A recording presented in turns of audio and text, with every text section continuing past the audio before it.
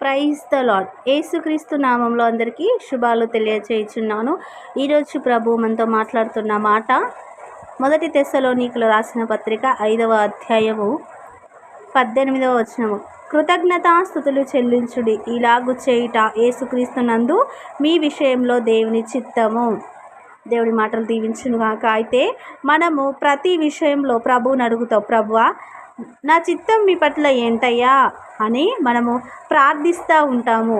అయ్యా మరి నా యొక్క జీవితంలో వివాహ విషయంలో మీ చిత్తం ఏంటయ్యా, ఉద్యోగ విషయంలో మీ చిత్తం ఏంటయ్యా, మరి నేను ఏ వ్యాపారం చేయాలయ్యా అని మనము దేవుణ్ణి చిత్తం అడుగుతాం. దేవుని చిత్తం ఏమై ఉన్నదంటే ఏ విషయంలో ఏ పని చేసినా ఏ పని మొదలు పెట్టినా మొదటగా ప్రభువుకు ప్రార్థన చేసి కృతజ్ఞతాస్తుతులు చెల్లించుడి.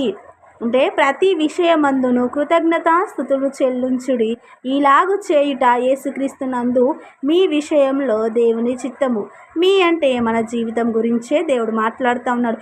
మన జీవితంలో జరిగే ప్రతి విషయము గురించి కృతజ్ఞతాస్తుతులు చెల్లించాలి, స్తోత్రం చెప్పాలి, ప్రభుని మహిమపరచాలి. ఇలాగ చేసిన యెడల దేవుని యొక్క కృపా కనికరము ఆయన చిత్తము మన జీవితంలో ఆయన నెరవేరుస్తారు.